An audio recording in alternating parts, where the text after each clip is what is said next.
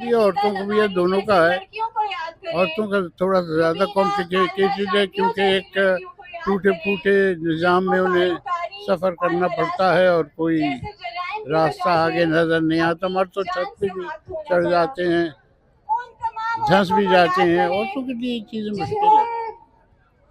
तो ये तो अगर ये इजाफा करते रहें बसों में और ये 4,000 बसों तक पहुंच जाएं, और उसके अलावा इन इस सिस्टम की मैनेजमेंट हो जाए, मेंटेनेंस हो जाए, एक स्कूल खुल जाए जहां मैनेजमेंट का स्कूल, ड्राइविंग का स्कूल जो इससे मुंसलिक हो, मेंटेनेंस का स्कूल, तो ये चल जाएगा।